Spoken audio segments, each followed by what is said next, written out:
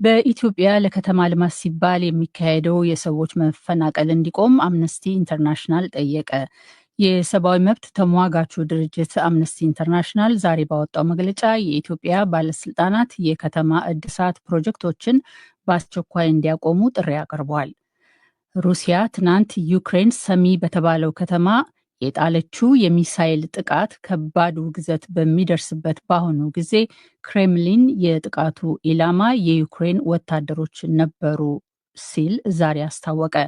የሩሲያ መከላከያ ሚኒስቴር በበኩሉ ድብደባው ያነጣጠረው የዩክሬን ከፍተኛ ወታደራዊ መኮንኖች ባካሄዱ ስብሰባ ላይ መሆኑን ጠቅሶ ኪየቭ ሲቪሎችን እንደ ሰብአዊ ጋሻ በመጠቀም በከተማዋ ማዕከል ወታደራዊ ስብሰባ ማካሄዷን ኮንኗል።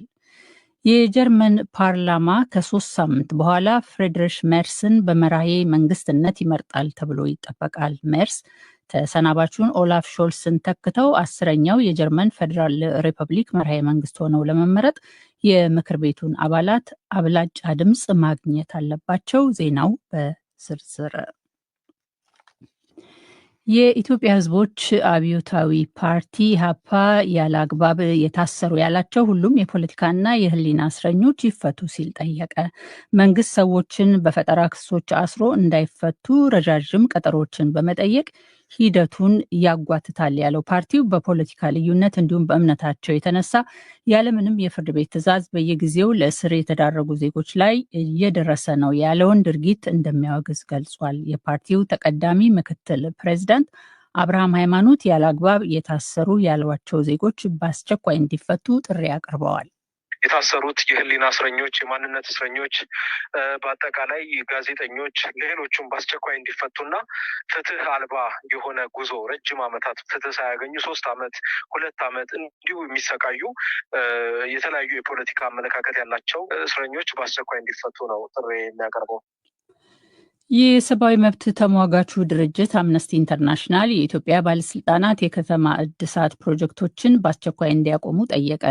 ኢትዮጵያ ከዚህ በፊት ታይቶ በማይታወቅ ደረጃ በግዳጅ ሰዎችን ታፈናቅላለች ያለው አምነስቲ ፕሮጀክቶቹ በሰብአዊ መብቶች ላይ ያደረሱት ተጽዕኖ እስኪገመገም ድረስ ሰዎችን ማፈናቀሉ እንዲገታ ፕሮጀክቶቹም እንዲታገዱ ጥሪ አቅርበዋል። በታህሳስ 2015 ዓ.ም በተጀመረው የኮሪደር ልማት ፕሮጀክት ሰበብ በአዲስ አበባና በሌሎች ከ50 በላይ ከተሞች ቤቶች፣ ሱቆችና ቢሮዎች እንዲፈርሱ መደረጉን የፈረንሳይ ዜና አገልግሎት ዘግቧል። አምነስቲ ጉዳዩ ከሚመለከታቸው የህብረተሰብ ክፍሎች ጋር በቂ ምክክር አልተደረገም፣ ቤቶች እንዲፈርሱ የተደረጉትም በአጭር ጊዜ ማሳሰቢያ ነው፣ ካሳም አልተቀበሉም ሲል ጉዳዩን በሚመለከት ዛሬ ባወጣው ዘገባው ጠቅሷል። ድርጅቱ በዘገባው እንዳለው በዚህ ዓመት ከጥር እስከ የካቲት ባለው ጊዜ ከአዲስ አበባ የተፈናቀሉ መሆናቸውን ለገለጸው 47 ቤተሰቦች ቃለመጠይቅ አድርጓል። አምነስቲ የቤተሰብ አባላቱ ነገሩኝ እንዳለው ከህዝብ ጋር ስብሰባ በተደረገ በሳምንቱ የአካባቢው ባለስልጣናት በ3 ቀን ውስጥ ቤታቸውን ለቀው እንዲወጡና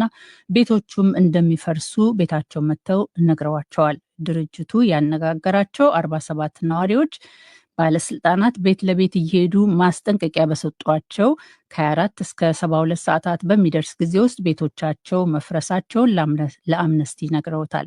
እነዚሁ ቤተሰቦች ለአምነስቲ እንዳሉት ከከተማ ውጭ የሚገኙ ቤቶችን ተከራይተው ለመኖር ተገደዋል። በአምነስቲ ዘገባ መሰረት ወደፊት እንፈናቀላለን ብለው የሚሰጉ ነዋሪዎች ፍርሃት ውስጥ እንደሚገኙ ነግረውታል። ለዚህ የአምነስቲ ጥሪ የጠየቃቸው የመንግስት ባለስልጣናት መልስ እንዳልሰጡት የፈረንሳይ ዜና አገልግሎት ዘግቧል። የሱዳን ብሔራዊ ቤተ መዘክር በሀገሪቱ ለ2 ዓመታት በተካሄደው ጦርነት ከባድ ጉዳት እንደደረሰበት ባለስልጣናት ተናገሩ። በአሶሲየትድ ፕሬስ ዘገባ መሰረት የቤተ መዘክሩ አብዛኛዎቹ ቅርሶችም ተሰርቀዋል። የሀገሪቱ ባለስልጣናት ለዚህ ጥፋት ተጠያቂ የሚያደርጉት የፈጥኖ ደራሹን ኃይሎች ነው። አንድ የሱዳን ብሔራዊ ቤተ መዘክሮች ጉዳይ የሚመለከታቸው ባለስልጣን እንደተናገሩት በቤተ መዘክሩ ላይ የደረሰው የጥፋት መጠን ሰፊ ሲሆን ድርጊቱም አሳዛኝ ነው። ባለስልጣኑ ፈጥኖ ደራሹ ኃይል የሱዳን ሕዝቦችን ስልጣኔ የሚያሳየውን ቅርስ ሁሉ አውድሟል ብለዋል። ይኸው ቤተ መዘክር ከክርስቶስ ልደት በፊት በ8ኛው እና በ7ኛው ክፍለ ዘመን የሱዳን ፈርዖኖች አብዛኛውን ጥንታዊቷን ግብፅን በገዙበት ወቅት የነበሩ በርካታ ጥንታዊና ታሪካዊ ቅርሶች መቀመጫ እንደነበረ ተገልጸዋል። አሁን በስፍራው የሚገኙት ክብደት ያላቸው ቅርሶች ብቻ መሆናቸውን የተናገሩት ባለስልጣኑ አብዛኛዎቹ ቅርሶች ግን ተወስደዋል ብለዋል። ይሁንና እንደ ኃላፊው የተዘረፉት ቅርሶች በትክክል ምን ያህል እንደሆኑ ለማወቅ ግን ጊዜው ገና ነው ብለዋል። ይህ ዶይቼ ቬለ ዲ.ደብልዩ ነው። ሩሲያ ትናንት ዩክሬን ሰሚ በተባለው ከተማ የጣለችው የቦሊስቲክ ሚሳይል ጥቃት ኢላማ የዩክሬን ወታደሮች ነበሩ ስትል ዛሬ አስታወቀች። ዩክሬን ከሩሲያ ጋር ከምትዋሰንበት ድንበር 30 ኪሎ ሜትር ርቀት ላይ በደረሰው በዚሁ ጥቃት ቢያንስ 34 ሰዎች ተገድለዋል። ከመካከላቸው 2 ህጻናት ይገኙበታል። 119 ሰዎች ደግሞ ቆስለዋል። ስለ ጥቃቱ የተጠየቁት የክሬምሊን ቃል አቀባይ ዲሚትሪ ፔስኮቭ የሩሲያ ጦር ኃይል የሚመታው ወታደራዊ ኢላማዎችን ነው ብለዋል። የሩሲያ መከላከያ ሚኒስቴር በበኩሉ ድብደባው ያነጣጠረው የዩክሬን ከፍተኛ ወታደራዊ መኮንኖች ባካሄዱት ስብሰባ ላይ መሆኑን ጠቅሶ ኪቭ ሲቪሎችን እንደ ሰብአዊ ጋሻ በመጠቀም በከተማዋ ማዕከል ወታደራዊ ስብሰባ ማካሄዷን ኮንኗል። በዚሁ ጥቃትም 60 ወታደሮች መግደሉን አስታውቋል። ይሁንና ለዚህ ማረጋገጫ የሚሆን ምንም ማስረጃ አልቀረበም።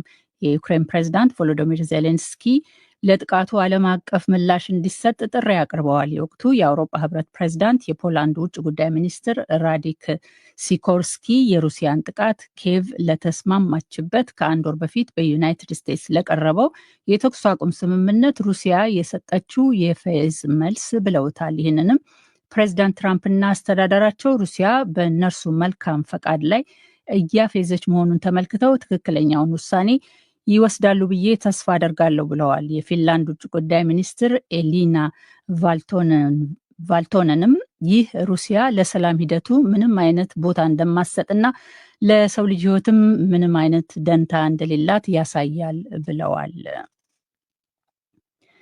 ከጥቂት ሳምንታት በኋላ የጀርመን መራሄ መንግስት ይሆናሉ ተብለው የሚጠበቁት ፍሬድሪሽ ሜርስ ጀርመን ታውሩስ የተባለውን ረዥም ርቀት ተወንጫፊ ሚሳይል ለዩክሬን ልትልክ ትችላለች ማለታቸውን ክሬምሊን ተቸ። ሜርስ ትናንት አርዴ የተባለው የጀርመን መገናኛ ብዙኃን ታውሩስ ሚሳይልን ለኪየቭ ይሰጡ እንደሆነ ሲጠይቃቸው ከአውሮፓ አጋሮቻችን ጋር ስምምነት ላይ የተደረሰበት ሰፊ ማዕቀፍ አካል ከሆነ ከግምት ውስጥ እንደሚያስገቡት ተናግረው ነበረ። ይህ ግን የጋራ ስምምነት ያስፈልገዋል ብለዋል ሜርስ። እናም ስምምነት ላይ ከተደረሰ ጀርመን መሳተፍ አለባት ሲሉ መልሰዋል። የክሬምሊን ቃል አቀባይ ዲሚትሪ ሜድቬቭ ዛሬ ለጋዜጠኞች በሰጡት መግለጫ የሜርስን አስተያየት የዩክሬንን ሁኔታ ይበልጥ የሚያባበስ ሲሉ ተችተዋል። በአጠቃላይ የሜርስ መግለጫዎችን ስመዝን እርሳቸው የዩክሬን ጉዳይ የበለጠ እንዲባባስ የሚያደርግ ጠንካራ አቋምና የተለያዩ እርምጃዎች ደጋፊ ናቸው። በሌሎች የአውሮፓ ዋና ከተሞችም ተመሳሳይ አቋም እናያለን። እንዳለመታደል ሆኖ የአውሮፓ መዲናዎች የሰላም ድርድር ላይ የሚያደርሱ መንገዶችን የመፈለግ ዝንባሌ ሳይኖራቸው ይልቁንም ጦርነቱ እንዲቀጥል የበለጠ ለማነሳሳት ዝንባሌ ያላቸው መሆናቸውን እውነት ነው።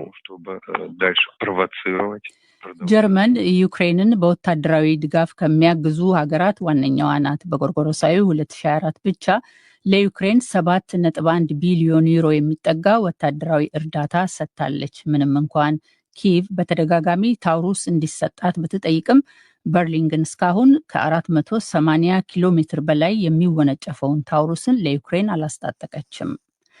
የጀርመን የሕዝብ እንደራሴዎች ምክር ቤት ቡንደስታግ ፍሬድሪሽ ሜርስን በቀጣዩ የጀርመን መራሄ መንግስትነት ለመምረጥ በጎርጎሮሳዊ ግንቦት 6 ቀን ለመሰብሰብ ማቀዱን ዛሬ አስታወቀ። ቡንደስታግ ባወጣው መግለጫ የምክር ቤቱ ፕሬዚዳንት ዩኪያ ክሎክነር ምክር ቤቱን በመጪው ወር መጀመሪያ ላይ ለመጥራት እየተዘጋጁ መሆናቸውን ገልጿል። ሜርስን በእጩ መራሄ መንግስትነት የመረጧቸው የወግ አጥባቂዎቹ ክርስቲያን ዲሞክራትና የክርስቲያን ሶሻል ህብረት ፓርቲዎች ከመሀል ግራዎቹ ከሶሻል ዴሞክራቶቹ ፓርቲ ጋር ጥምር መንግስት ለመመስረት ባለፈው ሳምንት ተስማምተዋል። ሜርስ ተሰናባቹን ኦላፍ ሾልስን ተክተው 10ኛው የጀርመን ፌዴራል ሪፐብሊክ መራሄ መንግስት ሆነው ለመመረጥ ከምክር ቤቱ አባላት አብላጫ ድምፅ ማግኘት አለባቸው። ተጣምረው መንግስት ለመመስረት የተስማሙት እህትማማቾቹ የክርስቲያን ዲሞክራትና የክርስቲያን ሶሻል ህብረት እንዲሁም የሶሻል ዲሞክራቶች ፓርቲ ከምክር ቤቱ 630 መቀመጫዎች 328 መቀመጫዎች አሏቸው።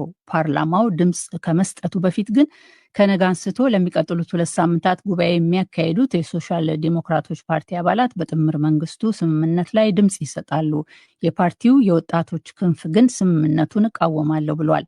የክርስቲያን ዲሞክራት ህብረት ፓርቲ አባላትም በጉባኤያቸው ስምምነቱን ማጽደቅ አለባቸው። የክርስቲያን ሶሻል ህብረት ፓርቲ ግን ባለፈው ሳምንት ስምምነቱን አጽድቋል። ይህ ዶይቼ ቬለ DW ነው።